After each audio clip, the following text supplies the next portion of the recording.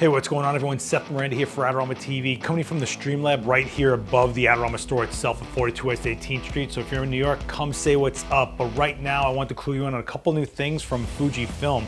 One being this X-H2 that's in my hand right here. And you may have seen our video on the X-H2S a little bit ago. The link for that video will be down below, but you're actually watching me on X-H2S right now. And that was a camera that was a lot about speed, 40 frames per second, right? Well, this one has 40 megapixels. So the story here with the X-H2 is more about resolution. You have a 40 megapixel APS-C backside illuminated X-Trans sensor, and Fujifilm is saying this is the first time ever this has happened. And I think, yeah, they're right. This might be the highest resolution APS-C sensor I've seen out there. And even though you have 40 megapixels in the stills, that means you have more ability for resolution in the video as well, with 8K 30 frames per second unlimited. And that's not just 8K 30, that's 8K 30 10-bit 422 internal Apple ProRes, ProResHQ, and externally you can do ProRes Raw and Blackmagic Raw. So it's very capable as a video camera as well. The specs on this thing are pretty nice, right? 40 megapixel lets you do a lot as far as cropping, getting that image fidelity at a high resolution. I shot it here today on the roof with Cadence, threw a strobe at it, threw some reflectors, the Manfrotto halo and stuff like that, just to clean up the light, but we were in high sunlight and I'm shooting with the 56mm 1.2 lens and was getting some really nice clean shots. And all that resolution is really nice to have when you're doing things like fashion, where you can cut into just the earring, just the necklace, some of the rings, some accessories of all kinds to show the yarn, the type of stitching in the garment, stuff like that, or just portraiture, which is where I really like to shoot most of my genre of photography. That resolution really goes a long way for clients that really just like having that nice looking image, or having the ability to edit more. If you do in some retouch realm, you're able to have that much more data to work with when you are editing.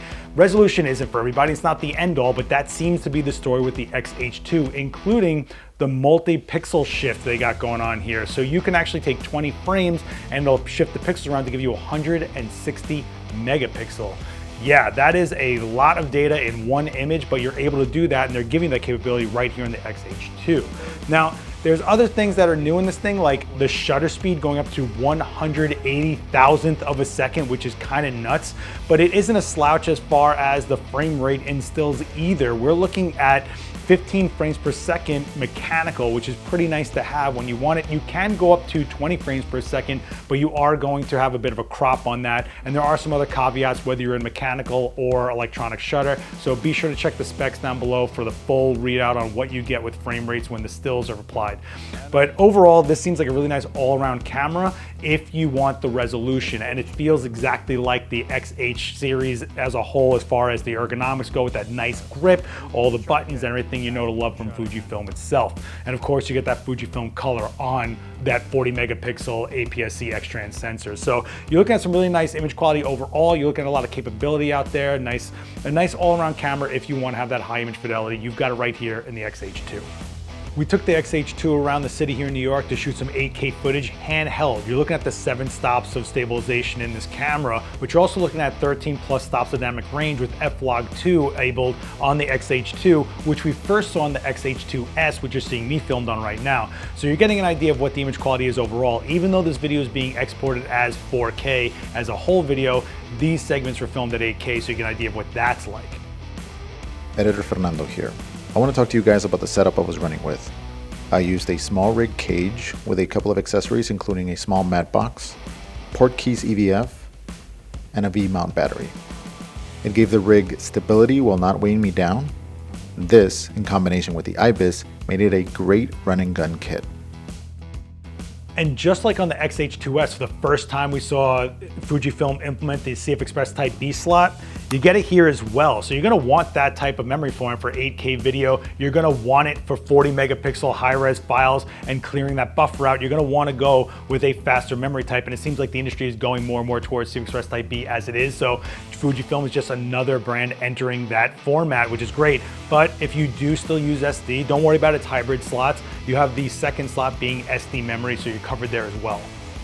And I've been shooting today with the optional grip. Just so you guys know, this is the actual size of the camera, but you can add a grip on, which is cool because you keep the 1 battery in body and 2 extra batteries in the grip, which is really nice. All right, so that's just a quick run through of the X-H2, and that's just one announcement, right? But there was also this, hang on.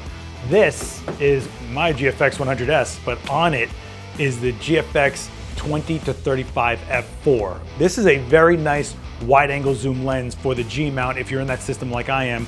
A lot of people have been looking for something like this that has a good amount of range to it while in the wide angle spectrum of things. This lens also features internal zoom, which is really nice. You're not collecting dust inside the lens so much.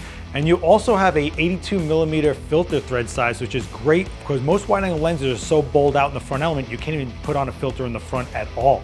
So you're looking at 20 to 35. You want to equate that to full frame terms, sort of. You guys know I hate doing this, but if you want to, it's like 16 to 28mm at f4, and it's a really nice f4. We're looking at a lens that can handle low light, which is what I did right here in the Streamlab. You can see these shots I did of Cadence, where we kept the blue lights on in the overhead, and we tried to give it more of like a street kind of feeling. I know it's simulated. It is what it is, guys, but that's what we shot today. We got Quinn in the background looking all discerning at Cadence while I'm shooting her. It's almost like a club outside the club look. I don't know. You let me know down in the comments what you think of it, but you can see what kind of distortion you get or don't get based on the 20mm versus the 35, and you can even see how the canvas behind me, while it was behind Cadence, we're looking at a 15-foot backdrop here. That is 3 5-foot canvases behind her put together, and you're looking at it in one shot, not a panoramic or anything like that, as a horizontal. So just to give you an idea of what the GFX lens lineup is looking out to be, and the 20 to 35mm f4, I just want to give you a few images really quick and just let you guys know it even exists. And I'm super psyched. I'm going to be shooting a little bit more with this thing on my GFX 100S just to see what else we can get around here in New York.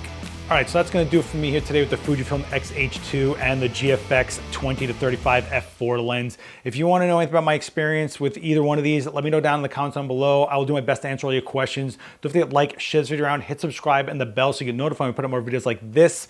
My name is Seth Miranda, and we will see you next time. Later.